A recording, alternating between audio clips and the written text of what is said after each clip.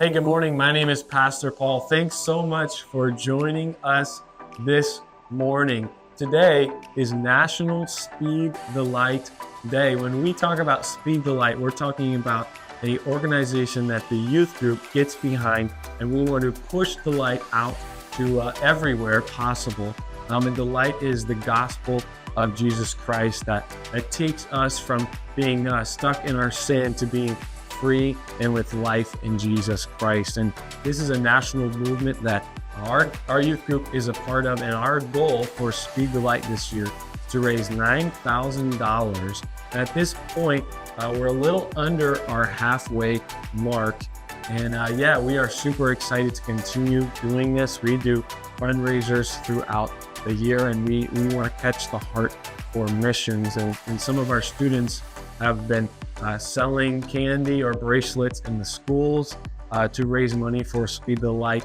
And it's a beautiful thing to be a part of. And our church is a very missions-minded church, and this is something that we value here at First Assembly of God, and we truly believe in, and we want to be a part of.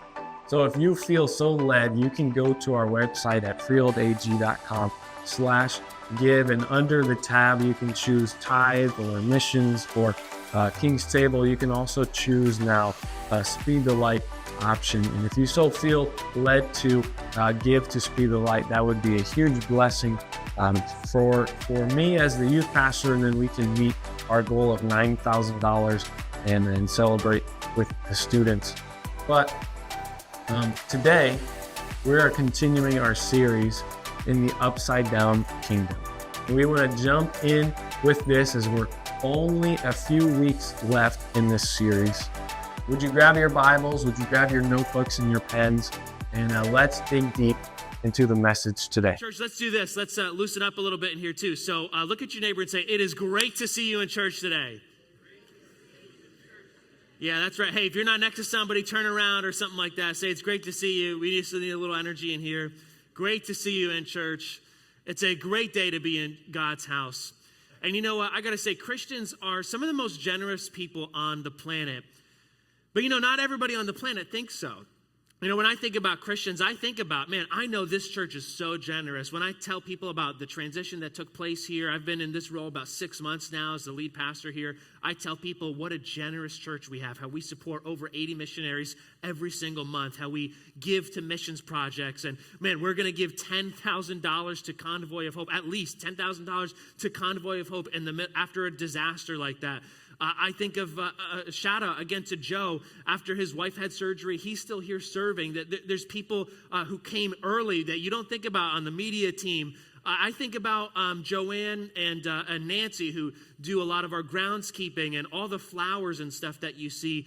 That a lot of times they give that themselves. They pay for that. We don't want the church to pay any money. I know that's a blessing that they do, and I know they don't even want me to give them a shout out like that. But I think about, there are so many generous people in our church. Church, I'm thankful for you for having such a generous heart. Christians can be some of the most generous people on the planet. But I also think, I know that it's no secret too that that's not usually the words people associate today with Christians, though, right?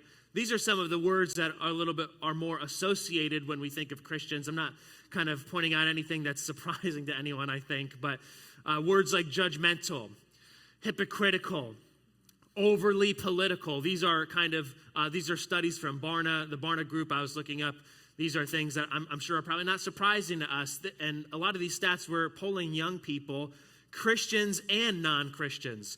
I think of Christians and I think of our church being generous. But it's Barna polled young people and said 87% of non-Christians in America describe Christians as judgmental. Not generous, but judgmental. 85% of young non-Christians see the church as hypocritical, and that number was really similar for Christians as well, Christian young people. I think it was 81% of Christian young people view Christians as hypocritical, saying one thing, believing another. 91% of young people believe Christians are anti-homosexual. 75% of young non-Christians feel that Christianity is too politically involved. And I think these stats would not be surprising. I'm not saying anything that any of us, I think, should be surprised about, right? These are not the words that Christians really probably want to be known for, right? What Christians are supposed to be generous. Christians are supposed to be more positive, but this is, I think, how our society views us. And so what we're talking about today, I want to see, in some ways, how can we redeem this conversation? How could we redeem a little bit the conversation around what people think of when it comes to Christians? Our series has been called The Upside Down Kingdom. We've been looking at Jesus' Sermon on the Mount. This is foundational. These are the words and the values that Christians are supposed to live by and supposed to be known for. And so every week we've had a walkaway point. We've talked about kingdom people. Jesus is describing what his kingdom people are to be like. And it's really not like that list we were just looking at, right? It's kingdom people live differently. Kingdom people influence others, right? Kingdom people make a difference in this world. Kingdom people love radically, right? Kingdom people connect with God. They pray with purpose. Even last week we talked about anxiety, and kingdom people, even as they face anxiety, seek God's ways over their worries. And then this is the picture that Jesus is painting. This is who, church, you and I are supposed to be. And I know that our church, so much of the time, we live this out. We're just giving some of those examples, right? What we're looking at in Jesus' words today are some of the most famous words that are well known by Jesus. Do not judge. Do not judge. It's incredible with this Sermon on the Mount how much of Western civilization has been based on the teachings of Jesus in the Sermon on the Mount. So many things are well known from this sermon, and one of these, this is like whether you're Christian or religious or not at all, do not judge. Everybody kind of seems to know this, right? You're not supposed to judge. Don't judge me. Who are you to judge me, right? Only God can judge me. I feel like everybody says this. Everybody knows this. Whether you're religious or not, you believe in God or not. And that's why it even stings even more that Christians seem to be known for being judgmental and hypocritical. Like, oh man, like aren't we supposed to like not be? We're supposed to be the opposite of that. Like, do not judge. And so, just like what we're talking about, we need to be different from how the world lives. That's why we're calling this the upside down kingdom. And so, we're going to look at these words of Jesus. If you notice, do not judge. It's only 3 words. It's only the beginning of a verse. We want to look at all of what Jesus says. We want to understand what Jesus is teaching so that we can be his kingdom people. And I believe as we are Jesus' kingdom people, we're not trying to prove people wrong. I'm not trying to prove a point to people. But I believe as we're obedient to Jesus' teachings, I believe as we live as kingdom people, we can change the narrative. And people will see Christians differently as we're obedient to his teachings. So if you got a Bible, open it up to Matthew chapter 7. That's where we're going to be. Jesus' Sermon on the Mount. It's in the Gospel of Matthew. So if you want to know more about Jesus, doesn't Jesus say not to judge? You know, wasn't Jesus like this really great guy I hear about? Read about him in the Gospel of Matthew. You'll learn all about him. This is his most famous teaching. It's where he gives his manifesto of this is how I want my people to look like. If you have struggled because you think Christians are judgmental or Christians are too political, why are they that way? I want you to take a look at Jesus. Maybe you've been seeing those commercials, He Gets Us. They've been famous, during sports games and stuff. They've been airing these commercials because the idea of those commercials is to say, hey, just look at what Jesus is saying. Just look at Jesus. And that's what we're doing in this series. We're looking at his words, and this is our foundation for living here at our church, is the words of Jesus Christ. So Matthew chapter 7 is where we continue his sermon. Jesus is saying that for this sermon, anyone can be part of this kingdom. Anyone can be part of this. And when you're part of my kingdom, this is how I want you to live. This is how you're going to do it. And so in Matthew 7, verse 1, what's he say? Do not judge, or you too will be judged. For in the same way you judge others, you will be judged. And with the measure you use, it will be measured to you. Why do you look at the speck of sawdust in your brother's eye and pay no attention to the plank in your own eye? How can you say to your brother, let me take the speck out of your eye, when all the time there's a plank in your own eye? You hypocrite. First take the plank out of your own eye, and then you will see clearly to remove the speck from your brother's eye. Jesus' words are, well, pretty punctuating, aren't they? They're pretty tough as he points this out. Even as we look at this word judge, do not judge. Do not pass judgment. Judge, to decide something, prefer, evaluate, to hold a view. The context of Jesus' entire Sermon on the Mount has been interpersonal relationships. This is how my kingdom people will relate to other people. People who are not part of the kingdom. People who are different from them. This is how I want Christians to relate to non-Christians, right? In another way of seeing, this is how believers interact with non-believers, unbelievers, right? This is how kingdom people act and live. These are the values. And so Jesus says not to judge. Now we know, I think Jesus, what we're seeing here, when Jesus talks about judgment, he's talking about condemning and criticizing. And when we think about judgment in the world, like in our series, we've done a lot of, the kingdom, the upside down kingdom values and our worldly values. I think when we look at the world, we can almost describe worldly judgment in a couple ways, the way that Jesus is describing here. When we judge other people, normally, like outside of the way God says to do it, right? We're condemning people. We're criticizing. When you judge someone else, this is who you are. This is what they are. I'm angry. I don't like them. This is who you'll always be. We condemn people in judgment.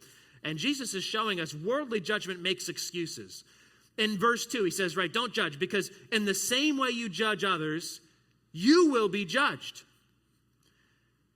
It's like newsflash.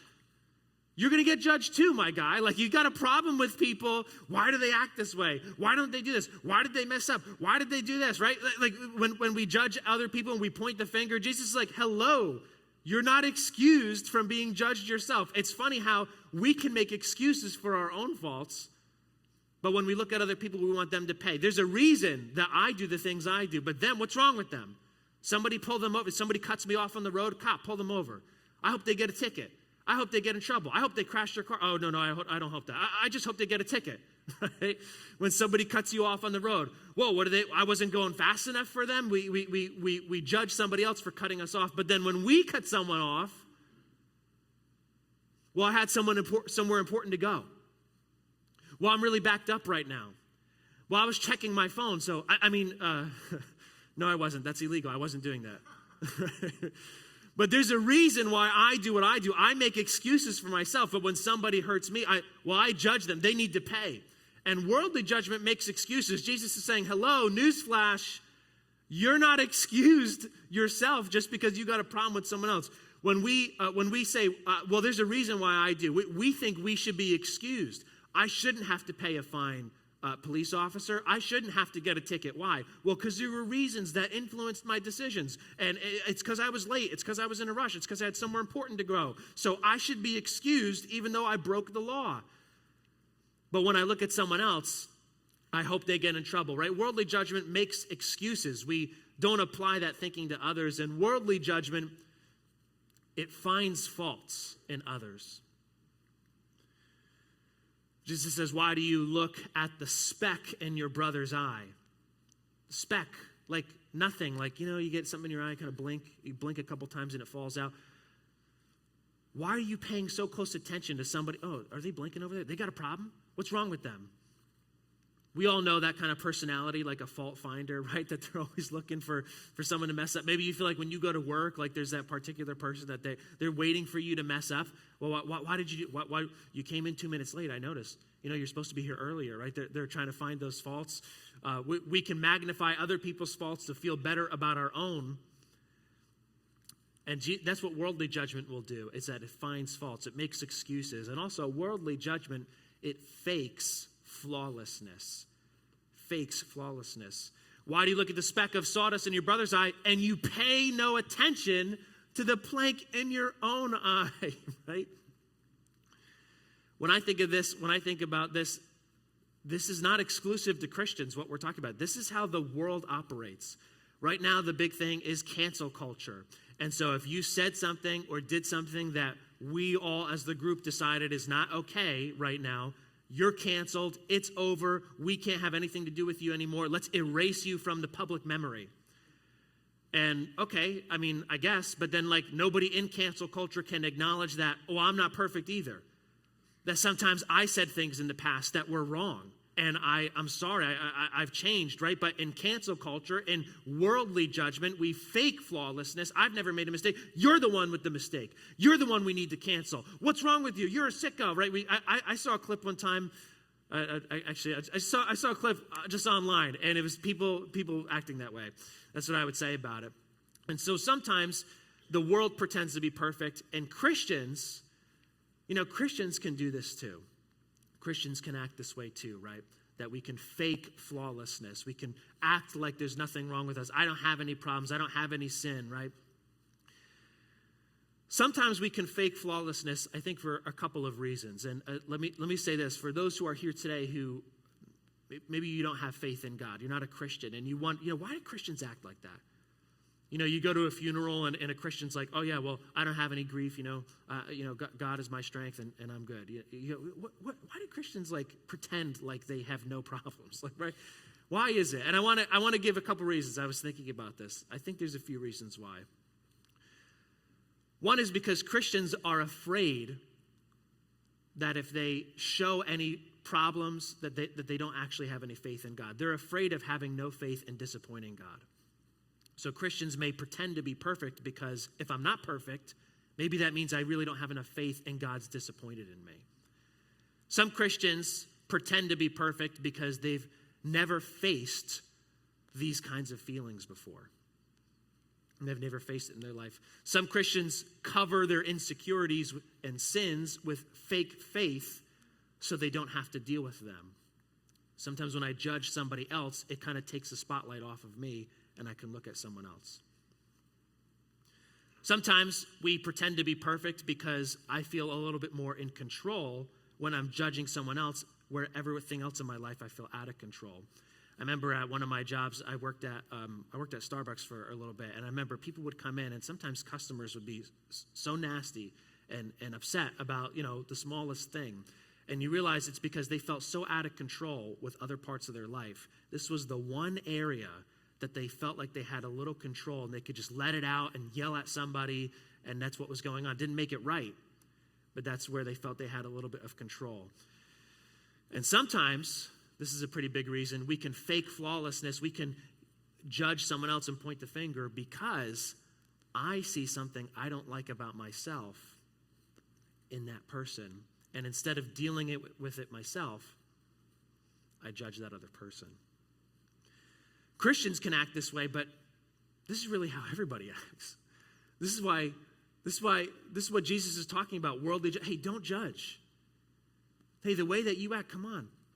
And when Christians act this way, when Christians act like unbelievers, right? When Christians get this wrong, we can hurt people. We can hurt other people. There are some in the room or some listening to this online where you've experienced church hurt before. Maybe you identify with that term deconstructing. You've been deconstructing your faith. You think about times when Christians made excuses for themselves, but they pointed out problems with you.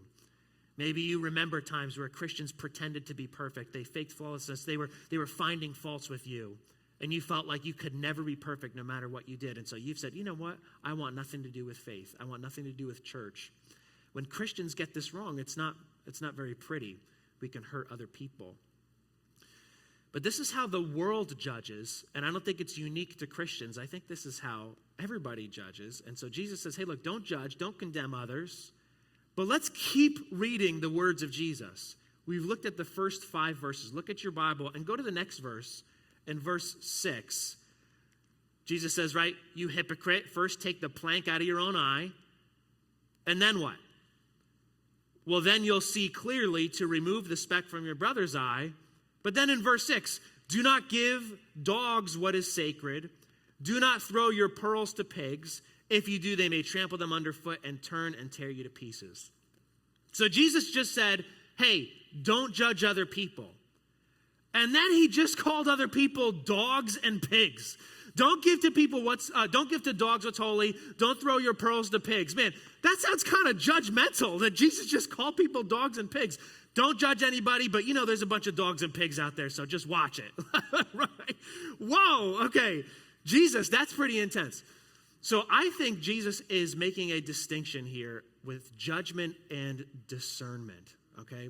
Here's what else the scripture says about judging, right?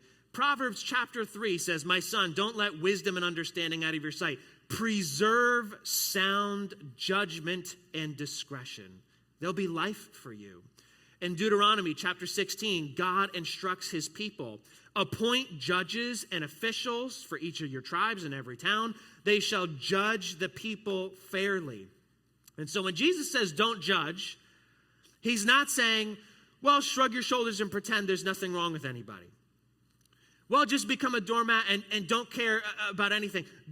Just pretend there's no sin, there's no right, and there's no wrong, just none of it matters. That's not what Jesus is saying. The scripture actually says that there should be a justice system, that there should be judges, that we should have sound judgment. And so I think Jesus is making a decision. He's making a distinction between judging and condemning somebody, and judgment and discernment, making a judgment call when it comes to personal relationships. Personal relationships is what Jesus is describing. And so Christians, do we just pretend there's no sin? Do we just pretend we have no feelings? Do we pretend nothing bothers us? No. Jesus is saying in personal relationships, use a sense of discernment.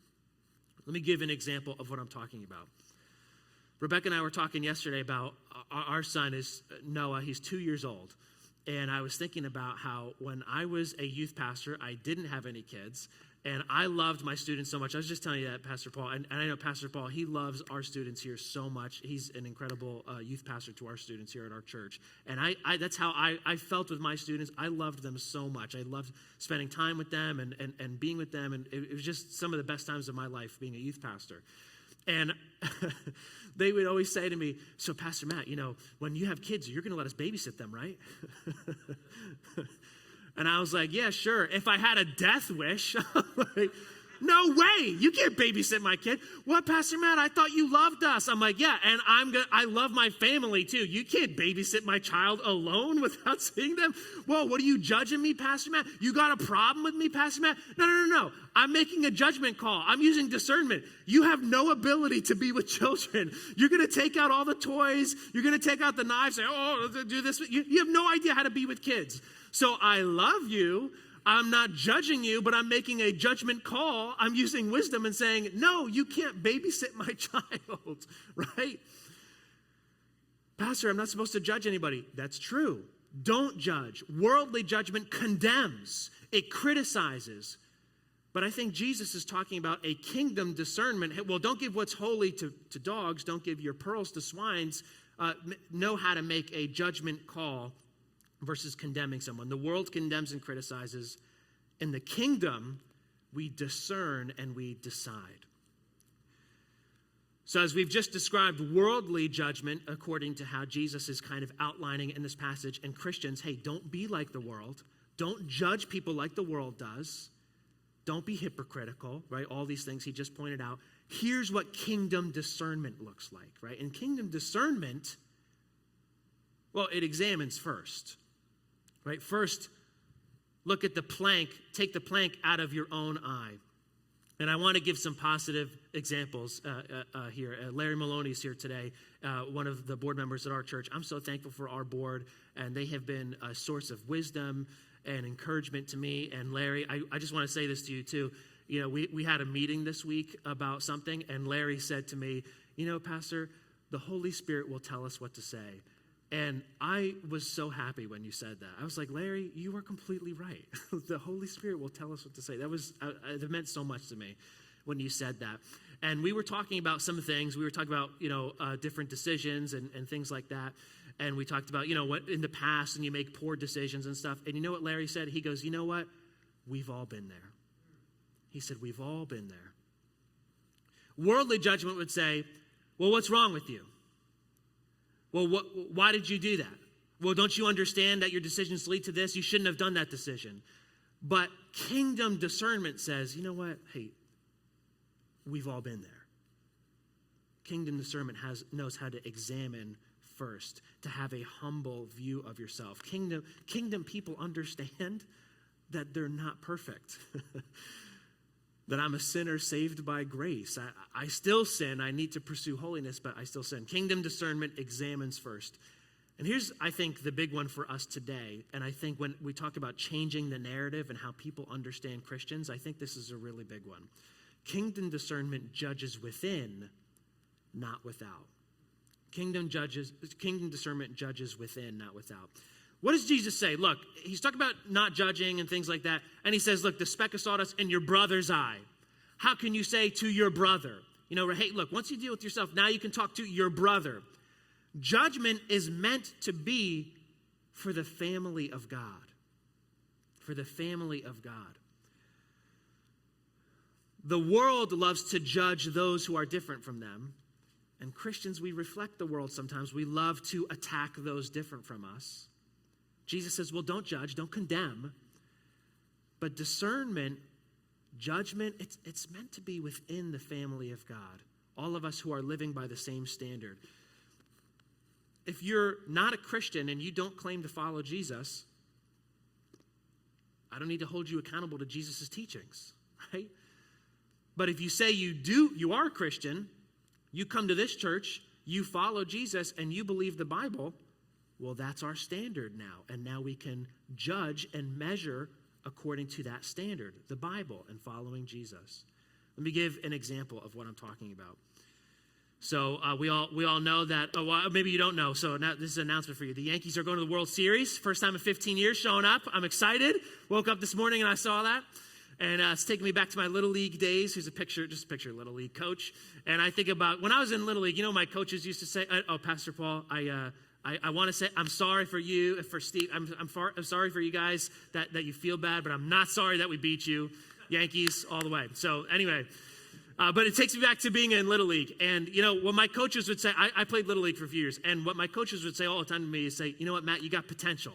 They'd always say it to me, Matt, you got potential. Matt, you got potential. Now, if you know me at all, I'm not a very competitive person. I love having fun. I want everyone to like hold hands and have a great time. Like that's me. I love playing, but I just want us all like just have a good in volleyball. Let's just have a good volley. I just want to have like a good time. You know. I mean, I want to win too, I guess. But you know. But anyway, so as a Little League player, like, you know, sometimes I liked playing the game, but sometimes I'd kind of like choke in those high pressure situations. I wouldn't always swing the best or something like that. And my coaches would say, you know, Matt, you got potential. You got potential. And they tell me, okay, well, this is what you got to do. And hey, when it's high, you still got to swing, Matt. And they would try to encourage me that way, right? And anybody who's ever played a sport, if you've had a coach, Pastor Paul and I were talking, right, in basketball, sometimes they say, come on, do better. Let's go. This isn't how you're supposed to be. This isn't how you play. You got to get to the next level. And you could say, well, coach, you're being judgmental. Coach, what's wrong with you? Coach, why are you finding my faults? But a coach isn't being judgmental. A coach is discerning. He's evaluating you. He's evaluating your weaknesses and your strengths. And he sees the potential inside of you. And he's trying to draw it out of you to call you up to go to the next level. He is making a judgment call about your skill level. But it's because he wants to enhance and grow your skill to the next level. Hey, you're not doing too bad, but I need you to do better because I know that you can. And when it comes to other teams, I don't care how the other teams are playing. This is how you play baseball, right? Well, the other team, this is what they do. I don't care. You need to swing the bat like this. You need to field the ball this way. You need to have your eye in the game. You need to hustle to first base. Well, the other team, I don't care about the other team. If you want to win, you need to hustle. You need to practice. You need to try hard. You're being a little judgmental, coach. No, I'm calling you to the next level, man. I want you to grow. And so kingdom discernment, it's meant for within, not without. We are meant to hold each other accountable to God's ways. We're all on the same team here. And our standard, it's not the game of baseball, and it's not Pastor Matt, it's not Pastor Jeff. Our standard is God's word, and our standard is Jesus Christ. If you're a Christian, I don't know if you knew this, Christian means little Christ. Christian means you're a follower of Christ. And so if you say, yeah, that's me, I'm a Christian is not how you vote. A Christian is not simply just what you mentally assert to yourself. Yeah, I think God's probably real. A Christian means that you follow Christ. And so Christ is your standard. The word of God is your standard. And so in God's family, we hold each other accountable. You know what's really great about this is that God is the judge. We can let go of judgment. I don't have to judge the world. God is going to be the one to do that. When somebody wronged us, when somebody sinned against us, when somebody hurt us, I don't have to condemn them. I trust that God will take care of it. God is the judge. Christians, we're meant to love each other and to care for one another. And that's why your pastor can call you and say, hey, you know what? I really appreciate that you're part of this church, but I don't know that you had the best attitude the other day, right? That's why your pastor can call you up. Whoa, pastor, you being judgmental? No, I'm being your coach. I'm trying to call you to the next level. We're a team around here, and I want to see our team play the best that we can play, right? Here's kind of a funny scripture. Here's what Romans 14:4 says. This would have been part of the Roman Empire at this time, to have servants and slaves working for you. The Apostle Paul writes, who are you to condemn someone else's servants? Look, their own master will judge whether they stand or fall. With the Lord's help, hopefully they'll stand, right? Well, I'm not meant to judge somebody else who's not on my team. I'm not meant to judge somebody who doesn't want to be a Christian. I don't condemn that person for not being like Christ. Their master, God, will be the one to deal with their soul. I'm meant to just serve the Lord. And, you know, when it comes to having judgment, offering correction, all these kinds of things, you have to earn the right to speak into someone else's life. You have to earn the right to speak into someone else's life. Who are you to condemn someone else's servant? You know, we all know those parents that come and they tell you how to parent your kids when you didn't ask for their advice. You know those parents that do that? I know there's nobody in here that does that, but right, I'm pretty sure. But those parents that come and say, well, you know what you really have to do? Well, what time do you put them to bed? Well, we don't let them use phones at our table, right? You know, your parents that they got to tell you how all the things you're doing wrong as a parent. You're like, who are you? Who are you to tell me how to? You don't know. In order to speak and to give advice, you have to earn that right in someone's life. To offer wisdom, to offer encouragement. And you know the way that you earn that right? I'm going to tell you actually, you know how you earn that right to speak into someone else's life? Is you let someone else speak into your life. That's how you earn that right. You don't say, oh, I have the ministry of correcting people, Pastor. No, you don't. That's not in there. You know how you earn the right to correct somebody or to approach somebody is you allow people to speak into your life. That's what I'm saying. That's why your pastor can say this or your life group leader can say this. It happens in relationship. It happens organically. That's why your life group leader can be that person or your youth leader can be that person, right? It's as you earn that right. And so here's the last thing I want to say just about this as we're on this point. I just want to help us as well to kind of think through some of our feelings. For the person who's listening to this today, who I brought up deconstruction earlier. Maybe you carry church hurt. You think about the judgmental Christians that were mean to you. And again, I know that that's legit so much of the time. But I want to help us think through things as well. There are times when we carry hurt from Christians where they weren't being judgmental. They were just holding you accountable to God's ways. If you say you're a Christian, but you're not living like Christ, sometimes we feel the conviction from God's Spirit. We feel the conviction from God's family. And that's not Christians being judgmental. That's saying, hey, if you're on the team, man, this is how we're trying to play. If you were in youth group and you were gossiping and you were swearing up a storm every time you came to youth group and your youth leader said, hey, watch your language. That's not a Christian being judgmental. That's them holding you to a standard.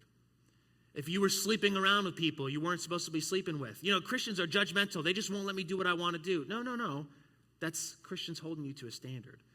And so instead of saying Christians were judgmental, it'd be more accurate to say, I don't really feel like living like a Christian anymore.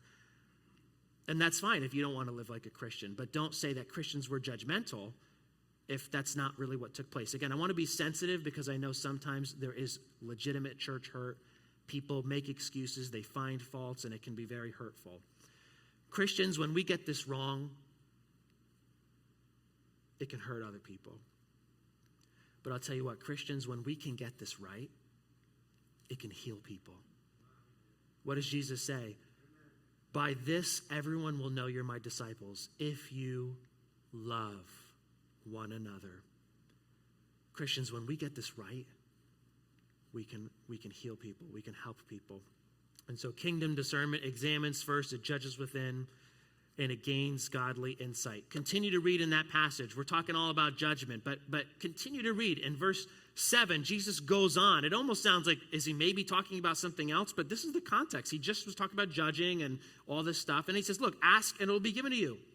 Seek and you'll find. Knock and the door will be open. For everyone who asks receives. The one who seeks finds. The one who knocks, the door will be open. Which of you, if your son asks for bread, you're going to give him a stone? If you ask for a fish, you're going to give him a snake? If you then are evil, you're sinful, you're not perfect, but you know how to give good gifts to your children, how much more will your Father in heaven give good gifts to those who ask him? God will give you the wisdom that you need. When it comes to having discernment in decisions, discernment in personal relationships, okay, I'm making a discernment. This person is not a very good influence for me. They're not trying to live according to God's ways, but I'm supposed to be a witness. I'm supposed to be a light to them. Should I hang out with them or should I not hang out with them? I don't know. I don't want to judge them. I don't want to condemn them. Ask God, and he will give you that discernment. God, should I spend more time with them to be an influence for them? Should I maybe consider how much time and maybe dial back a little bit because they're influencing me the wrong way? Ask God. Ask God, and he'll give you the wisdom. That's what James 1:5 says as well. If you lack wisdom, ask God, and he'll give it to you. You lack wisdom, ask God, he'll give it to you. And so for our walkaway point today, as we're talking about judging others, we've kept this kingdom people language. Kingdom people influence others. Kingdom people connect with God. We've had so many of them. I wanted to keep that going today. And so today's walkaway point, as we talk about what Jesus said, the walkaway point is this: kingdom people judge generously. Kingdom people judge generously. Christians can be the most generous people on the planet. And so when it comes to judging or discerning, kingdom people, even in their judgments, even in their judgment calls, even in their decision making, are generous people. Kingdom people judge generously. What does Jesus say? Matthew 7:12. Do unto others as you would have them do unto you. This is the summary of God's law and the prophets. Kingdom people judge generously. We don't condemn. Jesus says don't judge. So I'm supposed to judge? No, we don't condemn, but we have discernment. So here's how I want to end. I just have, I try to be practical with everything we talk about. I've got just like kind of three what this looks like. So if kingdom people judge generously, how do I do this? 1, before you correct, self-inspect. Okay, you like that? Look at your neighbor and say, before you correct, self-inspect. Right? So, and here's another way you could do it. Before you correct, self-inspect. We're going to take that finger and we're going to point it right here. What's Jesus say? The same way you judge others is how you will be judged, right? Do to other people the way you want things to be done to you, right? First, take a look at the plank in your own eye, okay? So if I have a problem with somebody, if somebody gets my blood boiling, I want to let them know. I got to tell them, okay, but self-inspect first. You know, hey, have I ever done that before? That person just cut me off on the road. Have I ever cut somebody off? Like, what were the reasons that I cut somebody off? That person came late. Well, have I ever been late? What were some of the reasons I've come late before? What are some of the things that maybe you're angry with somebody about? And first, look at yourself. The things we criticize in others, we usually struggle with ourselves. Is this more about them or is this more about you? Before you correct, self-inspect. Sometimes when we want to judge somebody else, it's because we're angry. We see something in ourselves that we don't like that we don't like about ourselves. We see it in that person. I remember being in Bible college, and the people that I didn't like in Bible college were one of two extremes. And one was they were nothing like me, and that's why I didn't like them at all. Their personality, completely different. Their theology was weird to me. I'm like, I don't like you. I don't want to hang out with you. You're like weird to me. Like just completely opposite of me. And then the other people that I didn't like were just like me. I noticed after a while, I'm like, why do they talk like that? Why do they do this? Why do they? And I'm like, wait, I think I'm looking in the mirror. I think when I see that person, I think I see myself. And I got like, what's their angle? What's their motivation? What do they think they're smart or something? And you know what it is? It's me. I'm seeing myself in that person. And so before I correct and I'm judgmental, self-inspect. Here's the next one. Kingdom people judge generously. Counsel, don't criticize. Counsel, don't criticize. From the same way that you judge, that's how you're going to get judged. Once you take the plank out of your own eye, yeah, well, then sure. Then you can help in the speck in your brother's eye, sure. But we counsel, we don't criticize. Worldly judgment says, what's wrong with you? This is who you are. I'm angry at you. But as kingdom people, we can counsel others, right? We don't speak about people. We don't gossip. That sows division at work. That sows division in the church. We speak to people. And Christians are meant to be a brother. What does he say, right? Your brother, your brother, your brother. Christians are meant to be a sister, to put your arm around somebody. Christians are meant to be a friend. Christians are supposed to be an ally. Christians are not supposed to be a judge. Christians are not supposed to be a hypocrite. Christians come alongside somebody and they put their arm around them. Counsel, don't criticize. I think about a time in my life, I was in high school, I felt really betrayed by a friend, and I was really upset about it. It was just like a normal high school thing, but I was really upset. I was telling my best friend about it. He was a Christian, and I was so upset about this, and I was sitting down, I was kind of like really upset, and what he did was he sat next to me, and he put his arm around me, and he said nothing to me, but it meant everything to me. Kingdom people, we counsel. We don't criticize, right? So kingdom people, how do we judge generously? Counsel, don't criticize. Imagine, man, if I think we could change the narrative if that's how Christians acted, right? And the last one is this: assume the best, prep for the rest. Just trying to rhyme a little bit with that. I was trying to make it memorable. Assume the best, but prep for the rest. What do I mean by that? Jesus says, do unto others as you would have them do unto you. You know what I want? I want people to assume the best about me. I make mistakes and I mess up, okay? I've been the lead pastor here at this church for 6 months.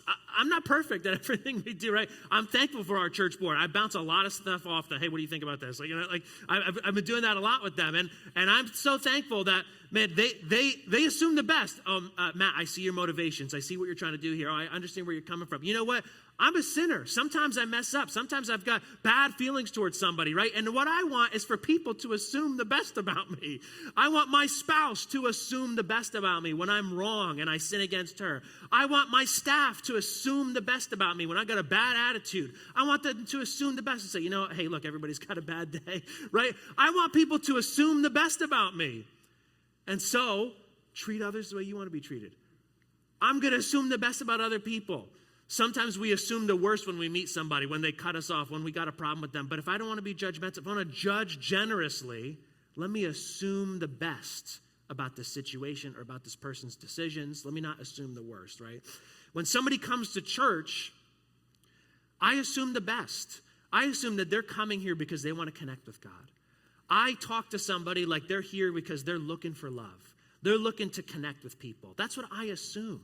When somebody comes, I don't assume the worst about people. But we prep for the rest, right? In another passage, Jesus says this: to be as wise as serpents and as innocent as doves. We're to have wisdom, sound judgment, and discretion. So I'd be a fool to say, I'm sure everybody who ever comes to church they just want to connect with God, and they've got no other, that's it. Everyone's just happy and loves each other, right? Like that.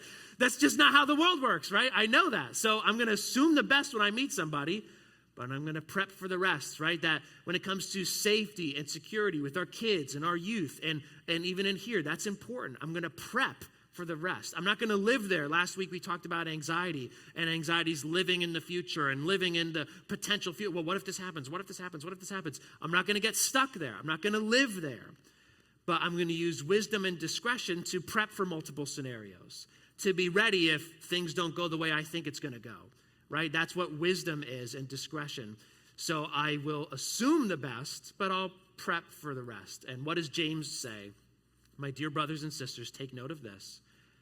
everyone should be quick to listen and slow to speak, slow to become angry. Can we say that out loud? Can we say slow to become angry? Let's say it. Slow to become angry. Slow to become angry. Because human anger does not produce the righteousness that God desires. You know, sometimes we could say, how could you be a Christian and do that? How can you be a Christian and vote that way? Or maybe not even, you know, how could that person do that? Well, what's wrong with them? Well, if you're quick to listen and slow to speak, you may find your answer. And maybe you won't be so quick to get angry, right? Doesn't make it right. Just because I can understand the decisions that somebody makes doesn't mean I agree with it. Doesn't mean that it was the right thing for them to do. Like I was just saying, that Starbucks example, customers come in angry, yelling at somebody. That's wrong that they did that. But how could they do that? Well, I know how they could do it. They had a bad day. This is the one place they feel in control. So you know what that means? I don't have to be offended. I don't have to be angry. I don't have to condemn them. I can live as a kingdom person. I can judge generously. I'll assume the best, and I'll prep for the rest. You don't have to get angry and condemn others. Christians, we can be quick to listen. Christians need to be quick to understand. Christians, we can be quick to guide, quick to love, quick to care, quick to encourage, quick to point other people to Jesus, the source. I'm not the living water. I'm not the source, but I can be quick to point other people to the source. Hey, you're going through something tough? I don't have all the answers, but I know who does. God. God will help you. I'll pray with you. Not because I'm the best thing ever, but because God's the best thing ever. So let's talk to him. I'll help you. I'll pray with you. Christians can be quick to listen, slow to speak, slow to understand, slow to anger, right? Christians are the most generous people on the planet. So Christians, we can judge generously as well. Pastor Emily, are you able to come give us some music today? I don't know if anyone else was planning to come up for that today. Thank you for coming up, giving us some music as we close out today. Jesus says, do not judge. And Christians, you know, are sometimes known for these things. But really, the truth is, this is really how our world operates, isn't it? Worldly judgment, it makes excuses, finds faults, it fakes flawlessness. Jesus, come on, don't judge. Don't be like that. You're part of an upside-down kingdom. And you know what the good news is? Anybody can be part of this kingdom. Anyone can be part of this kingdom when you invite Jesus into your life. What we've seen is that kingdom people judge generously. Kingdom people use discernment. I don't judge and condemn people. I can make a judgment call about what's right and what's wrong. I can use wisdom and discretion. But in my personal relationships, I don't point the finger and get angry at people. Even if that's how people treat me. As a kingdom person, I judge generously. So before I correct someone else, let me self-inspect. I'm going to counsel, not criticize another person. And in all my relationships, let me assume the best. I'll prep for the rest, but let me assume the best. That's how I can be a kingdom person that judges generously. Church, would you stand to your feet as we close out this morning? We're going to have a time of reflection. Just before we head out of here today, I want to have a couple of minutes for us to pray.